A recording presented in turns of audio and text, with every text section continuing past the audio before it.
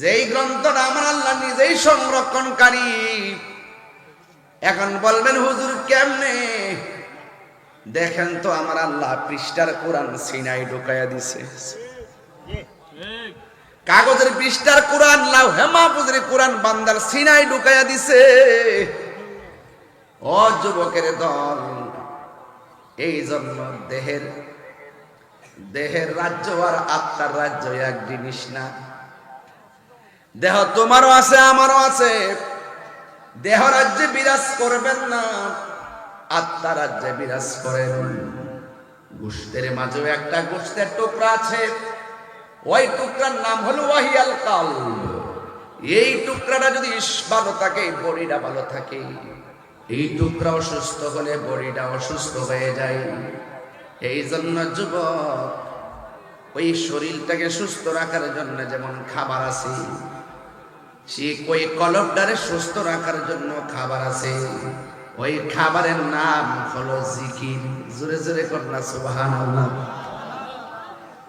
অনেকে মনে করে আল্লাহ আল্লাহ জিকির বুঝি জিকির, এর বাইরে বুঝি জিকির নাই। না না, আপনি জানেন না আমার আল্লাহ যে ইয়া আল্লাহ যেমন জিকির, ইয়া রহমান যেমন জিকির, ইয়া রহিম যেমন জিকির, এই নামগুলোর 3000 নামের বাইরেও জিকির আছে। এখন বলেন হুজুর কি জিকির?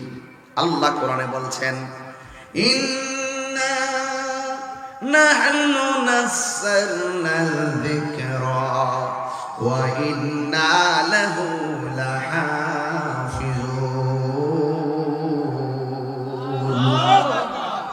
আল্লাহ রাব্বুল আলামিন বলেন, নিশ্চয়ই আমি আল্লাহ জিকিরকে নাজিল করেছি। এখানে জিকির মানে আল্লাহ আল্লাহ নয়, জিকির মানে নামাজ নয়, জিকির মানে রোজা নয়। এখানে জিকির মানে হলো কোরআনুল কারীম। আল্লাহ বলে, ইন্না নাহনু নাযালনা যিকরা, নিশ্চয়ই আমি জিকিরকে নাজিল করেছি।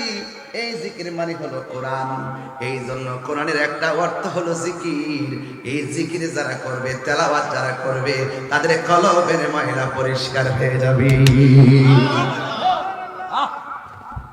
কোরআনের সুর মাঝে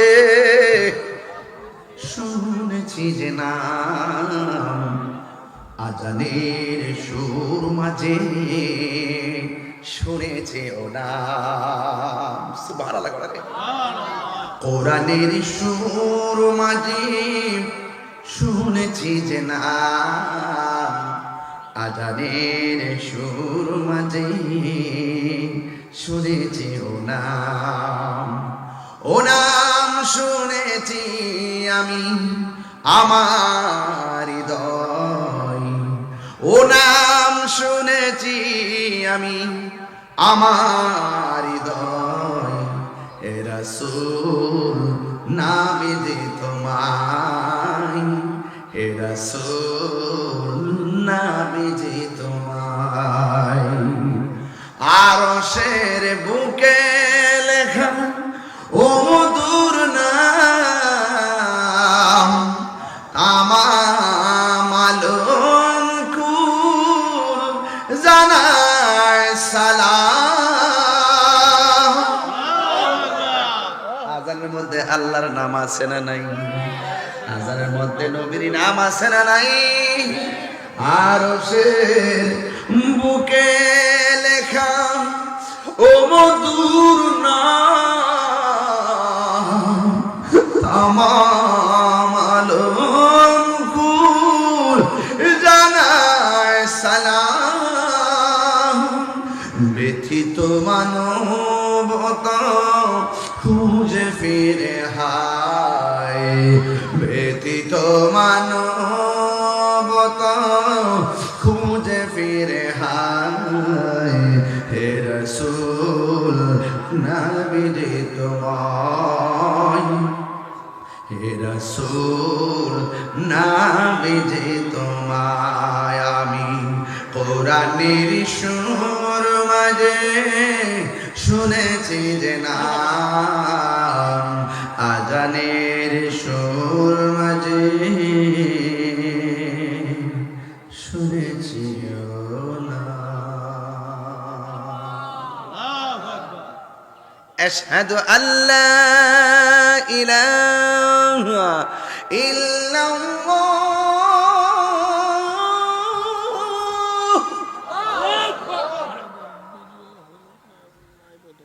আশহাদু আন্না মুহাম্মাদার রাসূলুল্লাহ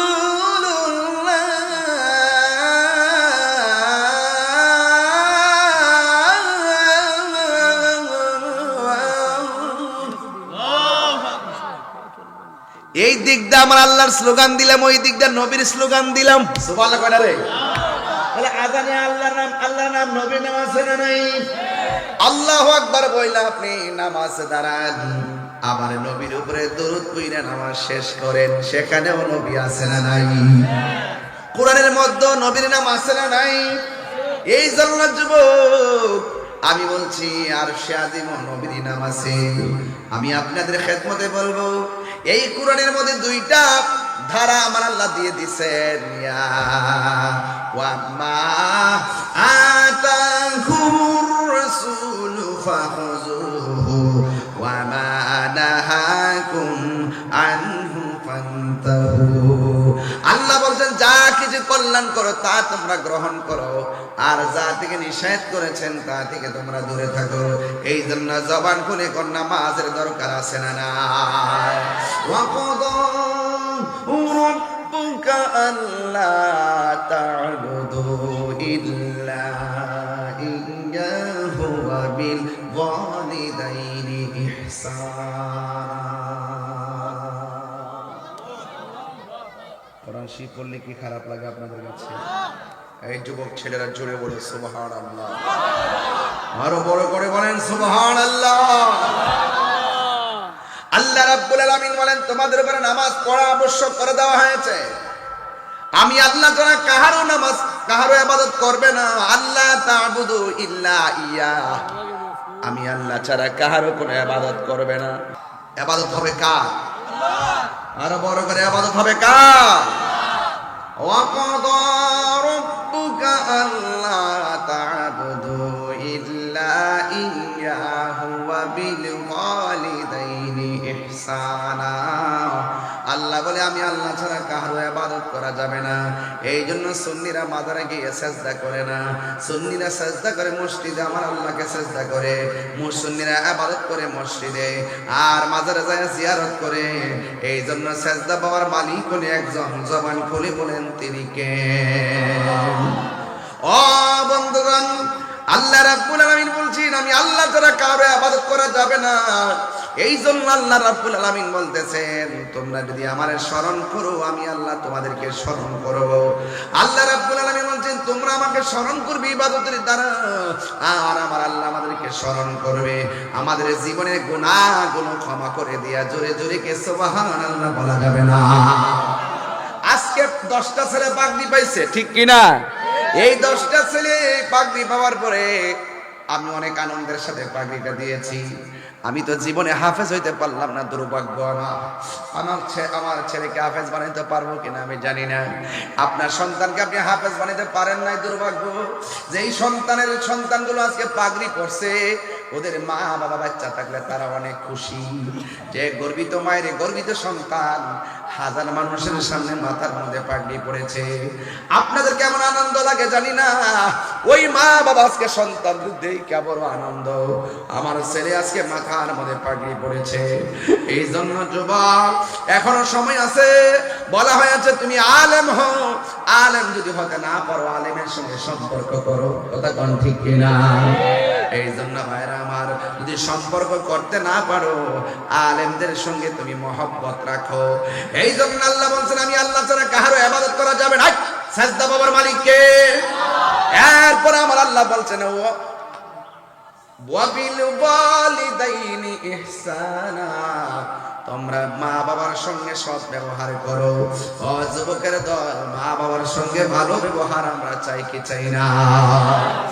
এটা কি আল্লাহর নির্দেশ না আল্লাহর নির্দেশ? আল্লাহ বলছে আমি আল্লাহ ছাড়া কারো ইবাদত করা যাবে না। এখানে আল্লাহ ইবাদতের কথা বললেন, পরের স্টেপে আমার আল্লাহ খেদমতের কথা বললেন। কারণটা কি?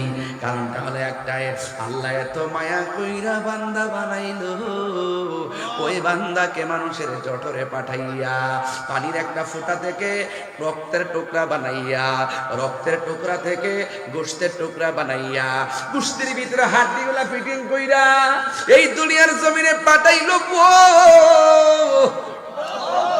এই দেখছেন নি, ওই বান্দা রবের ইবাদত করবে।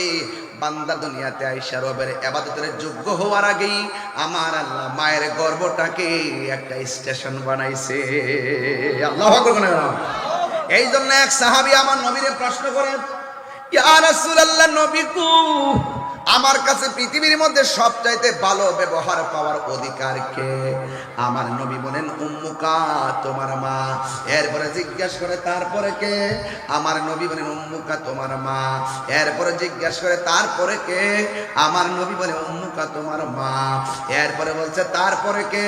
আমার নবী বলছেন, আবুকা, তোমার বাবা। জিজ্ঞাসা করে তারপরে কে? ও আদনাকা, তোমার প্রতিবেশী। এই জায়গার মধ্যে ভালো ব্যবহার পাওয়ার সবচাইতে অধিকার হলো মা বাপ। কথা কোন ঠিক না? এক তিনবার বলছে মায়ের কথা, একবার বলছে বাবার কথা। এখন প্রশ্ন হলো, মা মাত্র 10 মাস 10 দিন গর্ভে রাখে, কিন্তু বাবারা সারা জীবন সন্তানটাকে মানুষ করবার জন্য মাথার গাম পায়ে ফেলায়। এরপরে মায়ের কথা কেন তিনবার, বাবার কথা কেন একবার? একটাই কথা, কুরআন শরীফের মধ্যে আল্লাহ বলে দিয়েছেন, ওয়াহনান আলা ওয়াহনিন। এই পৃথিবীর মধ্যে সবচাইতে বেশি কষ্টের পর কষ্ট স্বীকার করে মা। দুঃখিনী কই কেমনে? এই সন্তান যখন পেটে যায়, এই সন্তানটা পেটে যাওয়ার পরে মার টেনশন। এই সন্তান যখন নড়াচড়া